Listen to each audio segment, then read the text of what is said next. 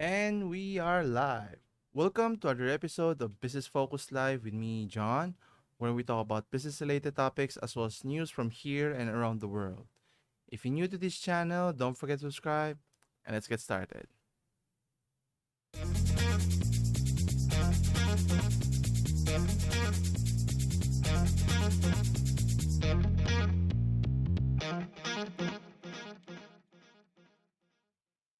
And we're back.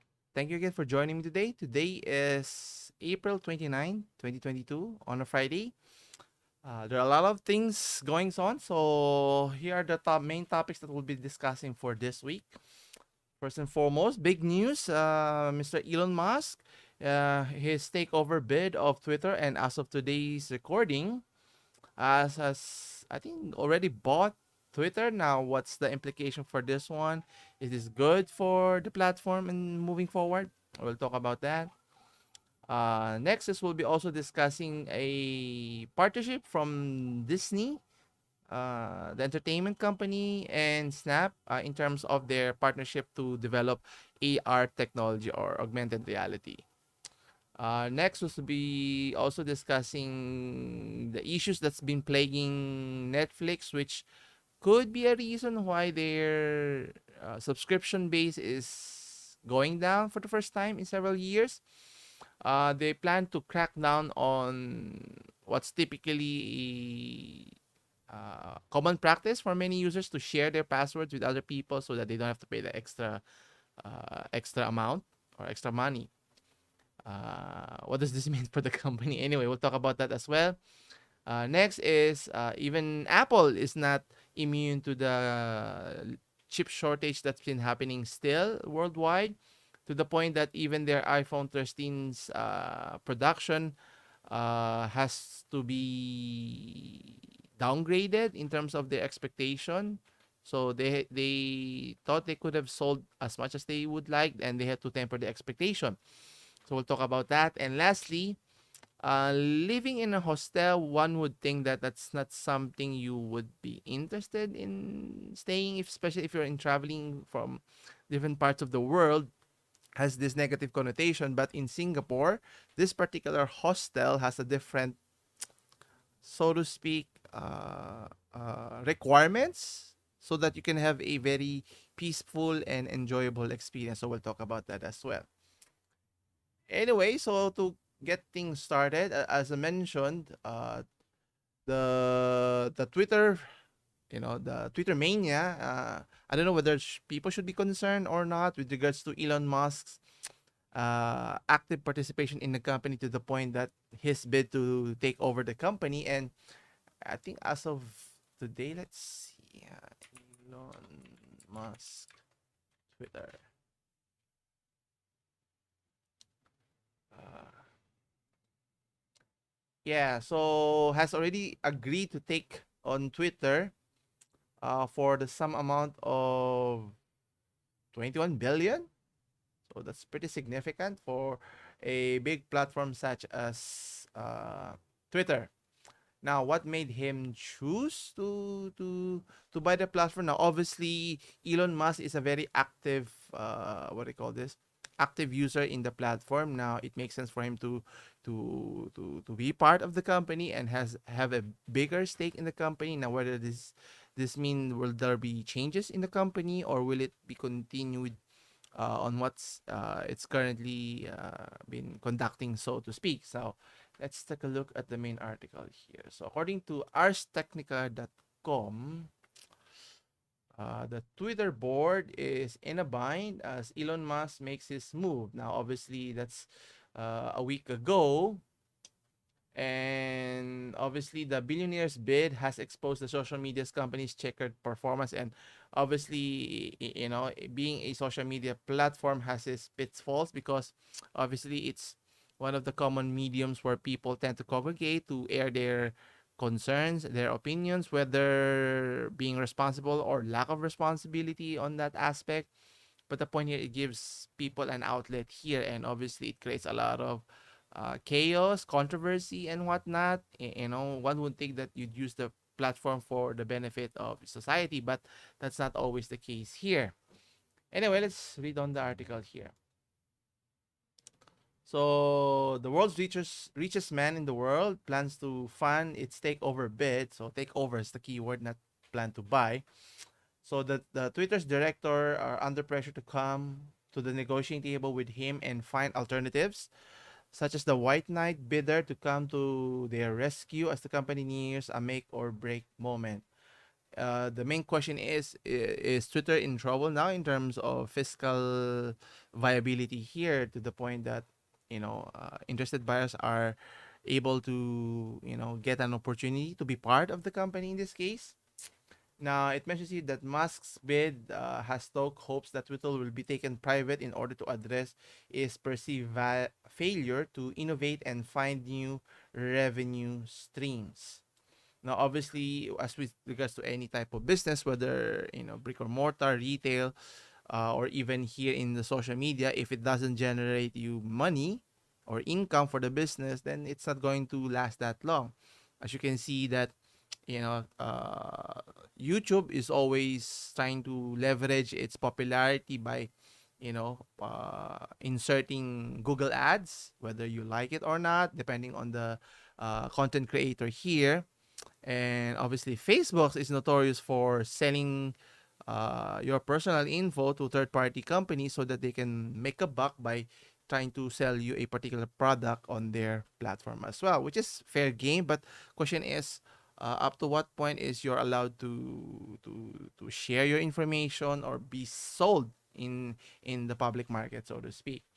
Anyway, uh, it goes on to say, even if many do not see Musk as the man for the job, it also shined a spotlight on the Twitter, the company, regarding his history of sluggish innovation, technical shortcomings, and leadership in fighting. And obviously, if a company doesn't innovate in the long run, more likely than not, another platform will rise up and supplant where Twitter was a few years back. And just think of how Facebook was popular now, but it was able to supplant. I think Friendster is the name. I think I even forgot the previous platform, which I was part of it earlier then. Anyway, so if you don't innovate, provide better service, better features for the consumer, for the public to utilize, then they'll always find a better platform. And in the case, depending on the trending, on the preference of the consumers, in the case of content creation, obviously YouTube has a large demographic market in terms of who they target and types of content that they offer.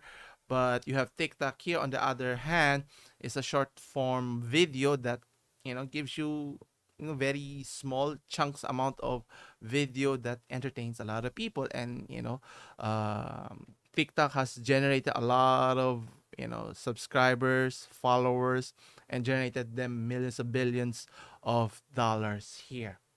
Anyway, going back to the article itself. Now, Twitter has been developed to a fraction of its full potential. So meaning it's being underutilized, so to speak, according one of its former board member. It goes to say, God, yes, it should go private. There is a world where I can imagine the business is 10 to 10 times, 100 times bigger. So will Musk push this agenda to go to as a private company rather than a publicly held company? Now, obviously, there are pitfalls also going to being coming private in terms of difficulty of raising capital here, but also you can better manage in terms of the company's expectation and ability to grow as a company here. But only time can tell as to how Elon Musk is going to handle the business. And as everyone knows, he's busy already on itself and dealing with Tesla. And not Tesla, even though it's a tremendous vehicle that has conceived, but it has a lot of issues still, and it needs to be rectified before it can be truly say that the electric vehicle has arrived, that the adoption is going to be tremendous sometime in the next few years or even the next few decades. Then you also have SpaceX trying to, conquer outer space, go to other parts of our solar system, if that's even possible. But again, I think he's spreading himself too thin. But the question is, if he can do a better job than the current one, then I'm all for it here. Now, analysts and advertisers have criticized Mr. Dorsey, the CEO, for being a Twitter purist to focus on small tweaks to the core while failing to aggressively seek ways to boost its advertising offering and diversify revenues beyond ads to areas such as subscription. And I think subscription is another way, like how YouTube does it. But again, there are always pros and cons in trying to generate revenue here. And I think one of the main key ways is to partner with those content creations, whether it's in YouTube, in TikTok, or in this case in Twitter. And if you have a lot of following, you're allowed to advertise or even promote certain aspects, but how you do it in the platform would be obviously would be challenging in a sense because it's purely text based, but it has video component. You can post it similar to Facebook, but it's more for a different target audience, so to speak. So I'm not part of the Twitter dom in a sense, but it has a lot of people still utilizing it for communicating and getting in touch with other people that you wouldn't normally do if the platform was not present in the first place. And according to one advertising agency, mentions that here's a company with so much potential and they keep on squandering it. And obviously you have to do a lot of stupid stuff to be able to do this bad of a job of not capitalizing on it. And on the other hand, Facebook is looking for ways to milk every centavo, pennies, dollars, whatever you want to call it, to generate that extra buck here. And obviously, at the end of the day, if Elon Musk can do a better job, then go good luck for him. But obviously, time can only tell whether he'll do a better job than the one who's currently managing the company itself. Anyway, next we'll be talking about how a company who's partnering with Disney, so obviously to give you a better experience in one of the happiest place in the world, happiest yet but expensive to visit, Disney World, by partnering with a company with the name of Snap to create an AR or augmented reality experience here. So here at TechCrunch, let's see here. So the article says Snap and Disney team up to create an AR Cinderella castle mural at Disney World. Now, obviously, the Princess Castle. I don't know if it's Cinderella's castle, but it's Princess Castles. That's synonymous with if you go to the Disney theme park here. It's at the center of the theme park, so it's hard not to notice it or to miss it, so to speak. So creating more value, even though the prices for those theme parks is keeps on getting higher and higher. Whether that's providing you with better value, obviously those companies, especially those executives at Disneyland or Disney company, the parent company, obviously is trying to excuse me, trying to maximize maximizing its potential to generate maximum revenue. And to some, to an extent, deviates to what the whole theme park is all about, to provide a wonderful experience. That's why it's called one of the happiest place in the world, hopefully. But anyway, so let's take a closer look how is this augmented reality would look like. Let's see here. It mentions here, so for the 50th anniversary of Walt Disney World Resort, visitors can now use Snap's AR technology to add photos to the Cinderella Castle mural of memories. So meaning if you're visiting Disney World here and you can capture yourself or your family or your loved ones, and you can post it in the castle itself. So it will create sort of mural of memories as mentioned here. So the mural uses customers' Disney Photo Pass photo, which are taken by design photographers at the park, or they can choose a photo from a collection of Disney characters and icons. So visitors can add the mural using the Disney's Experience app, which is another discussion here. When they're in Magic Kingdom Park, once you're in the app, select Mural for Memories from the home screen and hold your phone up to Cinderella Castle. Through the app, you can see the available sections of the castle and choose where to pin your photo. So I think, or was it that I think somewhere in Europe, where instead of obviously using augmented reality, they use uh, locks to pin in the bridge. I forgot what's the name of that bridge. And then, tourists or passerbys who visits that place can add more locks, and to the point that the entire section, the whole section of the bridge, side of the bridge, is littered with locks. And in this case, I think that's what they're trying to achieve here, is by offering a remembrance of sorts for other people can see, and for those people who visited the Disney World themselves. So you can see the available section of the castle and choose where to pin the photo as mentioned. So the app will ask you to choose a portrait-oriented image from Disney Pass, Photo Pass, or from the in-app gallery. So the app also lets you save and share a video of the mural experience, so you can download two high-resolution watermark-free versions of the photo, and one borderless and one with border featuring your name. And obviously, this would be tremendous. So make it a memorable experience, not just for yourself, but for your loved ones as well here. Now, Disney says that over time it will release additional sections of the castle in which visitors can pin their memories. The photos will be up at least for 3 years, which is pretty remarkable. So, meaning if you frequently visit the theme park, you can always see your photos there, and obviously you can collect more if you prefer so. So, visitors can view the full mural with photos from other guests using the Snap Camera technology built into the My Disney Experience app. Which is kind of iffy. I mean, it's good, so you can have a better experience, but obviously you're locked in with their app if it's going to give you a tremendous experience. Anyway, using the Snap's camera kit for developer tools here. Now, Snap, the company themselves, has been working or helping businesses with brands to take better advantage of AR technology. Now, maybe Facebook or Meta, the company, needs to work with Snap to better implement the technology that Facebook is trying to integrate with their other platforms to better adopt the AR technology. Now, is AR technology going to be the way of the future? I think into some aspects, but obviously it's a case to case basis. Like, obviously for entertainment purposes, that makes a lot of sense, but for day-to-day usage, maybe it'll take some time before, unless we have improved in technology wise, hardware and software wise, where it becomes lighter, smaller, more portable, easier to use.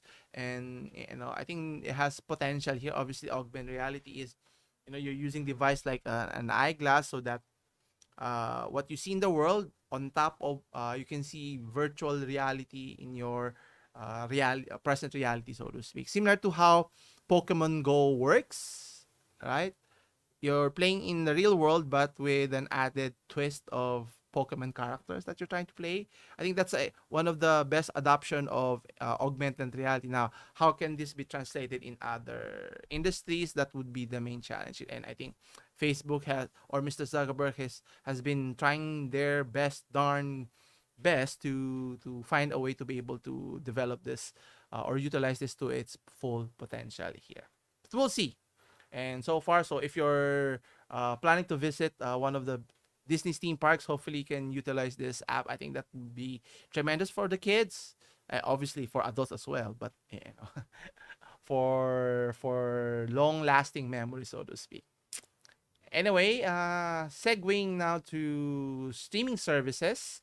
So Netflix has been in the news, but not for the good news that one would like to think, and it all stems from the usage or popularity of Netflix, that a lot of people are using, subscribe to the platform. Even I am subscribed, but obviously people always try to find to circumvent the ways to avoid paying that fee, so to speak, and especially in a household. Like in my case, I'm registered, then I share my account with my family members, my kids, my wife, and so forth. So that's four of us, four in one, so to speak, just by paying one account. And if you multiply that, that's a big loss for Netflix for not being able to capitalized an opportunity cost, so to speak, here. And obviously this has, I don't know if this has implications, but now they're feeling the pinch in terms of their sales, or sorry, their subscriber base has fallen significantly for the first time for several years, to the point that their valuation has dropped significantly. I mean, $40 billion of valuation lost in a span of a few days or weeks is not good in any aspects here. So, should Netflix be concerned? What are they planning to do? So, in this article, according to CNBC.com, it mentions that Netflix estimates that it lost 100 million households are sharing passwords. So that's a lot of people, and meaning 100 million people are sharing the passwords, and I'm assuming a small fraction of that 100 million is the paying customers here. Now that's money that's being left on the table for the company here. So what is Netflix to do here? Now that's a difficult thing to do, because you don't piss off your main base subscribers, as it's going to have a maybe a decrease even further of your subscriber base. Anyway, what's that noise outside? Anyway, so Netflix is planning to begin to make accounts that share passwords pay up. Now, how are they able to do and implement this effectively, which be a daunting task? Netflix has long ignored the password sharing because it has been growing without cracking on it. But the company announced it lost subscribers in the first quarter for the first time in more than a decade. So it's only now that they are concerned with this. The fact that it's not only that their subscriber base is falling down, the fact that other companies like Disney Plus, you have Peacock and Paramount Plus, Amazon are trying to gain a foothold in the streaming services or platform here. Anyway, so the company, warned a global crackdown on password sharing is coming. So it seems like a serious warning this time, and it could mean the end of rampant practice of borrowing family members or friends or loose acquaintance login information. Now, it would be interesting to see how are they able to do that. I mean, will they ask you to provide authentication every time you're logging in? Now, obviously, that can be cumbersome, and they can receive some backlash on top of it. But I'll be curious to see how they're able to do that. Now, Netflix mentions that it estimates more than 30 million of US and Canadian households are using shared passwords to access the internet. So more than 100 million additional households were likely using a shared passwords worldwide, which is pretty significant. So our relatively high household penetration, including the large number of household sharing accounts, combined with competition, is creating revenue growth headwinds. Now, account sharing as a percentage of our paying membership hasn't changed much over the years, but coupled with the first factor, which means it's harder to grow membership in many markets, an issue that was obscured by our COVID growth. And obviously, the sudden spike, benefited them in the short run, but in the long run, this did not do them any justice here. Now, they mentioned that they reported a loss of 200,000 paid subscribers in the first quarter by last month. So, for the first time in more than 10 years, they have lost subscribers during a quarter. So, the company project will lose 2 million more subscribers in the second quarter, and that's pretty significant. Even though they're still number one in the streaming services, having boasting over 200 million subscribers, meaning they should have had more than 200. I mean, trying to push to get to closer to 300 or even 400 million subscribers, keeping a big gap with them and whoever is second here. In this case, is Disney here. And obviously, at the end of the day, it doesn't matter if they're trying to crack down on passwords. I think at the end of the day, it's all about the content that they are offering or not offering. Now, obviously, having a backlog of catalog of content is important, and I tend to watch a lot of reruns of old TV series of the past, in past decades or so. I haven't finished some of it. I've watched some of it over and over. Keeps me entertained. But at the end of the day, to keep a stranglehold of your current subscribers and encourage more new subscribers is to add new content. Not just any new content, but compelling content. Not just a riffraff of spending hundreds of millions of dollars and not even getting your investments worth. And with the debacle of many adaptation from the Cowboy Bebop didn't pan out, and then movies made by Netflix, is it Burn Notice? I forgot. The one with the Rock, Dwayne Johnson, is another flop. And obviously, at the end of the day, if they don't keep a close eyes of their production, then people would steer clear of their films, and it's not getting the return of investments. Then they'll be scared to develop more, which is even more important, to develop more. So choosing the right content to produce, the directors, the writers, the script writers, and the actors themselves are all integral aspects, just like with any other studios, right? Just take a look at the content of the streaming platform Disney uh, for a while. Right.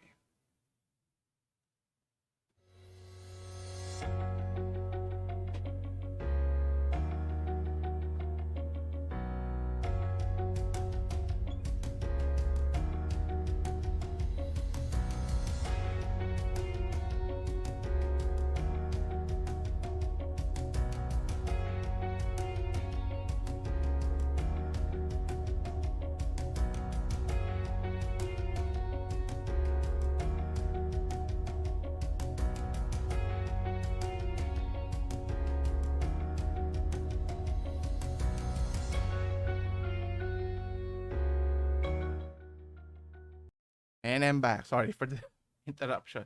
Anyway, as I was saying, that when we're dealing with what the main problem for Netflix is at the end of the day is providing better content for the viewing public. And if don't produce home runs, then they need to scale back, spending willy-nilly on several TV productions or movie productions, and not even considering what makes compelling case for the viewing public. And until they get it correctly, they're going to have a difficult time competing, or meaning their gap between themselves and number two, which is Disney. Eventually Disney can eventually catch up, because they have the resources to keep on investing even some of the TV series that didn't pan out, but they can keep on churning out because they have this catalog of content, and they just need to chip in a little bit more. And it's not as if Netflix has other ways to generate more revenue outside of their streaming services. So they're on notice now, so it's up to them on how they can recover from this slight blip. But it's a very key indicator if they're not careful on their business model or business profitability moving forward. Anyway, hoping for the best for the company. Anyway, so next is we have uh, even Apple, one of the largest tech companies in the world, has to deal with realities that the production of their iPhone 13, they have to scale down their expectations. Think about that. One of the very popular brands in the world, and millions and millions of people are clamoring to buy their product, even at an exorbitant rate or price. They have to lower their production projections, because of the sad fact is that even though we're 2 years removed from the pandemic, it's still present here. And I think many of the major manufacturing companies in the world are still left reeling on how to recover, get that normalcy, so to speak. And a lot of issues have cropped up. And obviously, as a company that produce a product, in this case a smartphone and whatnot technologies, they have to find ways to be able to solve this dilemma, or even curtail it to the point that you have to reduce your expectation. Anyway, according to techtimes.com, Apple's 13 display production continues to decline even after it has been significantly reduced previously. It comes amid prevailing supply mess affecting the whole global market, which heavily disputed over tech giants as well. So meaning And obviously their main manufacturing location is in Asia, in particular in China, and obviously the cases has been rising in China, and this has halted many of the productions that they have in that region. So if one part of the supply chain is disrupted, can significantly hamper the other chains as well. And think of how Ford has to deal with the disruption of the global supply, shortage of supply of chips, to the point that they have to sell those vehicles that's already finished but without the chip, and they sold it knowing it's incomplete. Now question is, will people buy it still, or are they going to wait for the chip to be installed later in once it's arrived? I don't know. I don't know. Why would you pay full sticker price for something that's incomplete? Whether it's not their fault, why would consumers bear the brunt of it? If there's a technical issue, would the companies be held liable if there was an accident because your chip is not present, it's not able to do its intended features and so forth? But this is the difficulty of reality that what the pandemic has brought to many of us here. Anyway, it goes on to say that as per news, the flagship smartphone of Apple has been heavily facing various supply chain issues due to the raging global chip shortage. The iPhone maker faces another supply chain mess after the smartphone manufacturer started shutting down due to the COVID-19 surge in China, as mentioned earlier. So Apple is already escaping the wrath of the global chip, trying to escape the chip shortage, but that's not possible. Even companies, the ill effects of the chip shortage continue to ruin the production volume of OLED display supplier of the company, the Chinese firm of BOE. So one of the advantage, if you're able to keep it close your supply chain like their counterpart, which is Samsung, which is produced primarily in South Korea. So they have less to worry about the supply chain issue because it's what would you say, it's done in house in a sense, because it's done in one region of within their country here. So it has its pros and cons as well. Now, interesting, it mentions here that the Chinese display manufacturer previously had to realistically decrease its display volume production output for iPhone 13. So, meaning it's that bad of a situation that the manufacturer of the display screen had to change its projection here, which is not good. If you're Apple, obviously, if you're Apple, you're trying to push as many units as possible so that you can maximize its revenue generation here. So obviously it's out of the control of Apple here in terms of the supplier production. Obviously you can shout at them, pressure them to continue production, but the reality is if the companies or the production is shut down for whatever reason, then there's nothing else you can do here, and you're beholden to those companies. The fact that you are relying on several links in your chain, in your supply chain, to provide the necessary materials to be able to form your finished product here. And obviously that's one of the major downsides of what do you call this, segregating them into different chunks in different regions.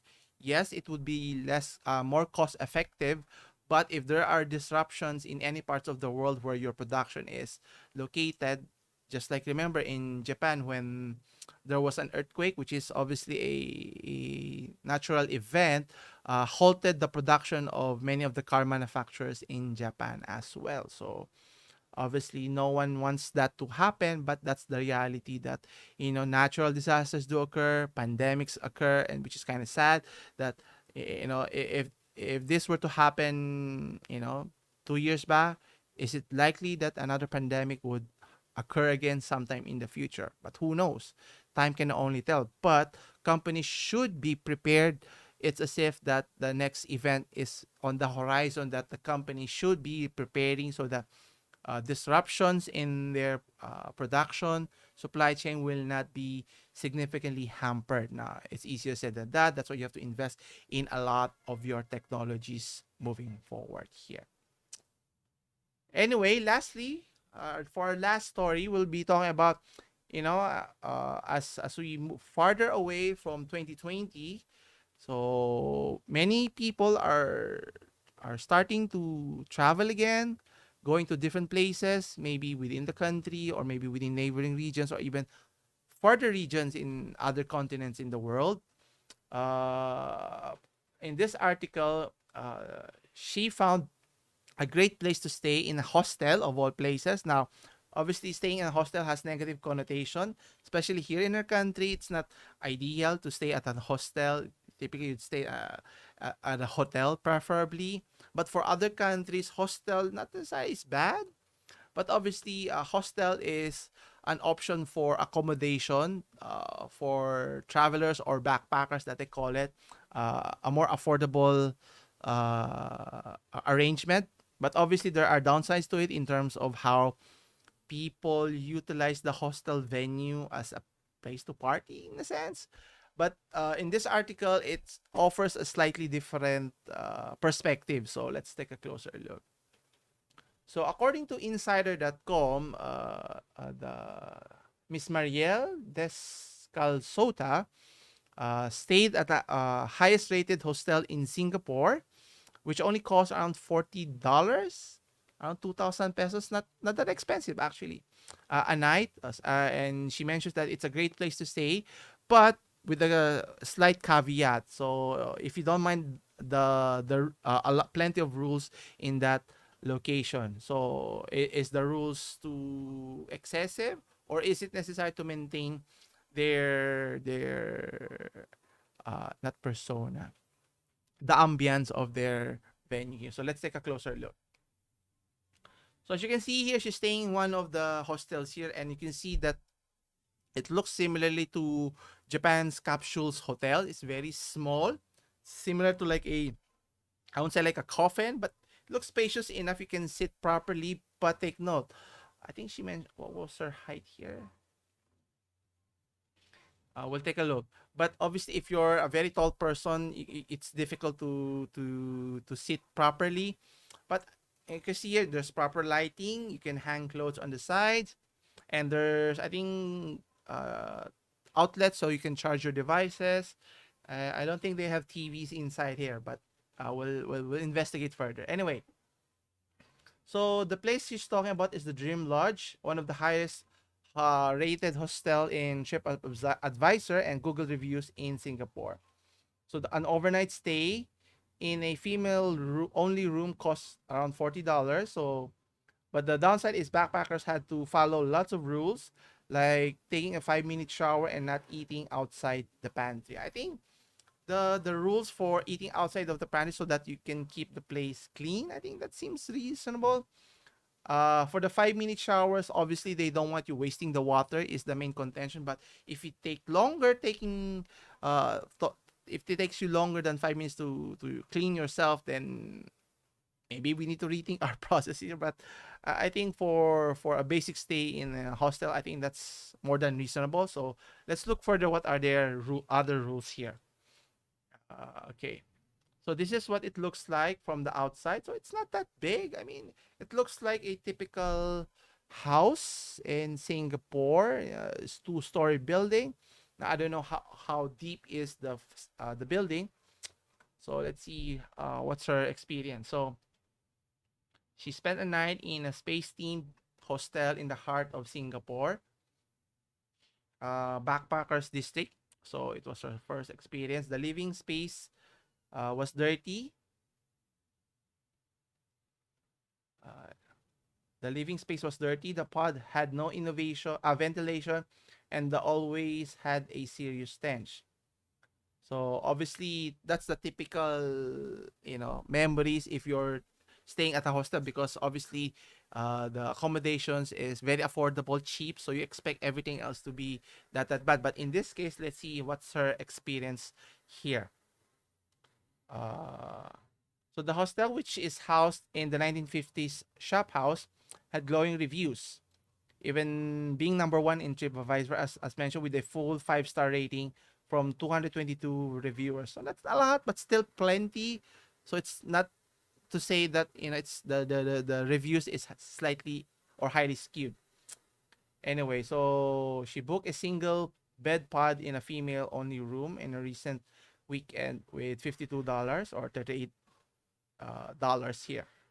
So let's see what it looks like. So located in a residential area in central Singapore. So it's surrounded by apartments, hawker centers, and house of worship. So she mentioned it's a 5 minute walk from the Lavender MRT. So it's not that far. Still a ways. Now let's see what it looks like inside. So when she arrived at the hostel, she was surprised to find her name plastered on the door, knowing that she's coming in. Okay, let's see what the interior would look like. So she tried checking in, but in a few minutes later, the receptionist Joey came to greet her. I had to fill out some paperwork about vaccination status. I think that's one of the main things that you have to concern with when you're traveling is your vaccination status. So getting vaccinated is important, and getting your vaccination card is important, or the details if you can save it in your smartphone, so that it makes it easier when you're traveling abroad, when whether you're being asked in the airport or in customs or wherever you're traveling in other parts of the world. Anyway, so Joey handed her the key, locker key and bracelet, which had a tag that accessed that many security pads in the hostel here. So you can see here the hostel had an open pantry and living space for guests to work, eat, and socialize. So she mentioned it was quite spacious considering how narrow the building looked from the outside. So guests generally come to the living spaces like this one on their downtime, partially because eating in the sleeping pod is not allowed. And I think it makes a great idea so that people who are visiting in that place will have a chance to socialize with one another, especially if you're not allowed to eat anywhere else in just in this particular space. So she commented that it was a quiet hostel, which is I think that's a plus. But only so for guests throughout the stay. So obviously it takes a certain type of people to stay. If you can't follow the rules, obviously you have options to stay in other places. Now what's interesting in this place is that they do offer a mural photos beside the shoe rack. So you can see here photos for guests who have stayed in the hotel, which is a tremendous idea. So you can see similar to what we were discussing earlier with regards to how uh, Disney is trying to offer a augmented reality in terms of photos. Now, obviously, this is not augmented reality, but it's something, creating a pin with your photos so that people could see. Yeah, can I see? Do I know anyone who has stayed here? And just for prosperity. I mean, it creates a lot of being collaborative and being one with community, which is I think everyone would enjoy. Even I would enjoy. So the hostel says some 42,000 guests have already stayed in the place. And to get a photo, it took a moment to look at the hundreds of pin back buttons with people's faces on them and contemplated having mine done. Now, the interesting part here is that the process is done for free by the hostel. I think it's more for marketing purposes, which I think is tremendous, so that it gets you can get a copy, and hopefully they'll have one so that they can post it so that other people can see who have stayed here as well, which is I think is a great PR stunt here. Anyway, continuing here. So there were basic rules for their bathroom. So let me share here. So if you can see closely, so here the bathroom rule states, if it is up, put it down. If it's on, turn it off. And then if it's dirty, clean it. And if you're taking a long time, hurry up. So obviously to expedite what you're supposed to be doing and don't waste your time and other people's time and the hostel's time as well.